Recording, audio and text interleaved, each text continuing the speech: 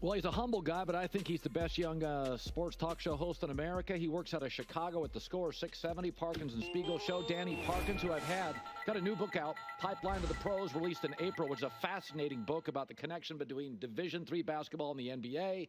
It made the New York Times bestseller list. He's friends with Nick Wright. Get Nick Wright, of course, the Twitter handle. So if he's friends with Nick, he's friends with me. It's good to see you, buddy. I want to talk about this, the Hard Knocks. And I said for years and years, Hard Knocks has been a hard pass. It's just not that interesting. I'm fascinated with the Bears, and part of the reason I'm fascinated, because I think they're dysfunctional, and I think they don't even make sense. They have no 4,000-yard passing seasons. They've never had a great quarterback. You live in the belly of that. Your listeners. So right now, do they believe, they've been heartbroken so many times, Danny. Do they think Caleb is going to pivot them into a Packer level, at least, level of offensive football? This has to be it, Colin. I mean, they tried with Mitch Trubisky. They tried with Justin Fields. They tried with Rex Grossman. They tried with Cade McNown. They tried with Jay Cutler.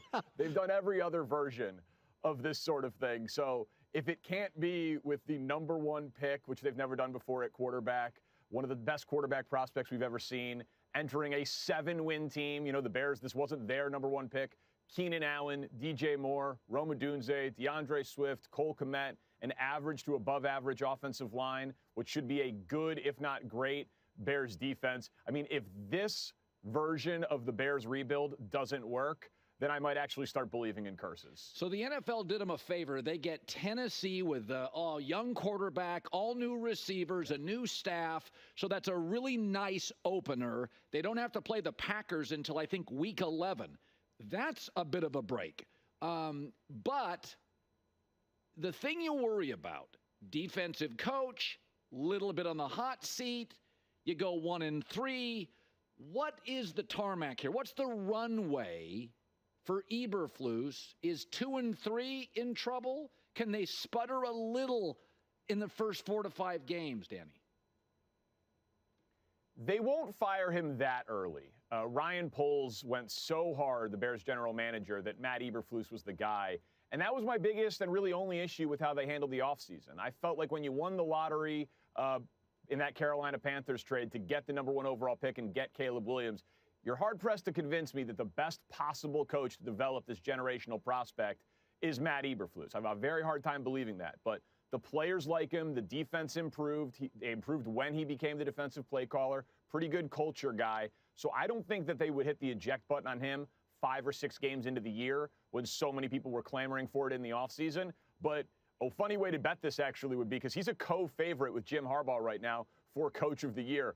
I could see Matt Eberflus winning Coach of the Year, and I could see him getting fired. Like, that's the range of outcomes. So what's the runway for Eberflus? Honestly, it is 1 year, because if they sputter, if they are a 7-win team this year like they were last year, Caleb's here. You know, Keenan Allen might not be. It will be looked at as a huge disappointment this season. So they would make a change at coach well before they would make a change at quarterback again, obviously. So I think Matt Eberflus has 1 year to prove that he can be this guy before they would hire an offensive coach. I thought it was interesting that after they took Caleb, they had another pick. And I had projected that Eberflus would pound the table as a defensive coach and say, you got to get me somebody on the other side from Montez Sweat. Yeah. Because that's what coaches do. They're the highest. You know, generally a coach makes more than the GM. McVay can pound the table, or a Shanahan. Now, obviously, Eberflus doesn't have that gravitas.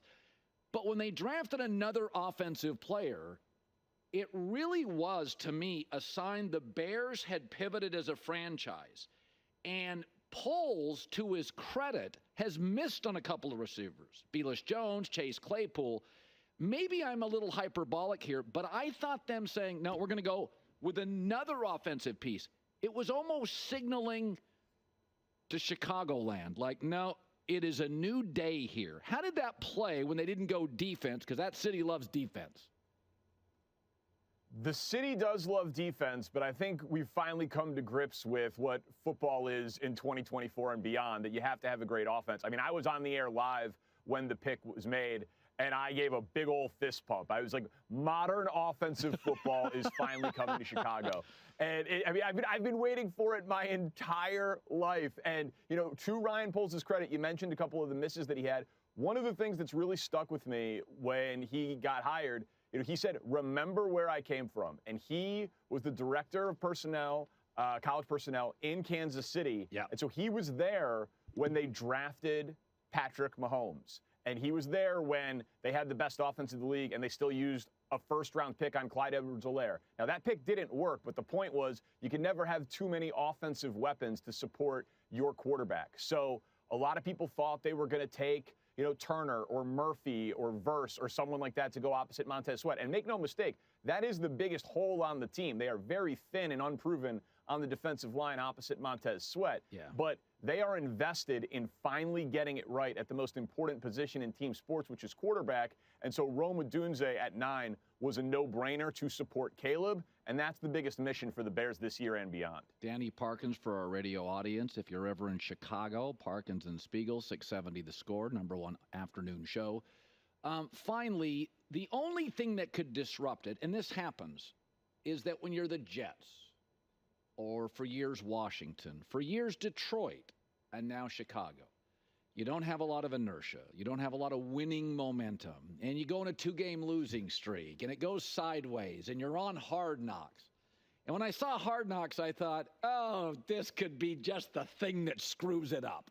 Because they are kind of young, Danny. It's kind of a young team, right? Do you worry about just that, the cameras?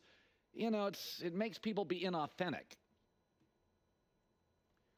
I'm not worried about it for Caleb, that's for sure. I mean, this guy was built in a lab, it seems like, for the spotlight. And I always think that's so silly. Like, all right, Hard Knocks averages 4.5 million viewers. In week 2, they're going to play C.J. Stroud and the Texans on Sunday Night Football in front of 20+ million viewers. This team's playing on Thanksgiving in front of the whole country. Like, they've got to be ready for the spotlight. It might, George McCaskey, the owner of the Bears, has said for years he does not want to do Hard Knocks. And it's because he's a little weird. Like, he rides a scooter around a practice field, and the Bears have been dysfunctional, and it is a weird organization historically. But for Caleb, for the players, I think they like the attention that it brings and what it can do for their brand and their Instagram following and all of that. So will Matt Eberflus's HITS principle, hustle, intensity, takeaways, smart situational football, like, will that maybe come across a little weird on HBO? Yeah, maybe. But for the players, I think they're going to love it and embrace it. Danny Parkins, at Danny Parkins on Twitter. Pipeline to the Pros, released in April. If you're a basketball person, it's a fascinating story and link D3 to the NBA. Very thick history there. Danny, as always, crush it on First Things First today, buddy. We'll talk soon. Thanks, Colin. You're the best. You bet.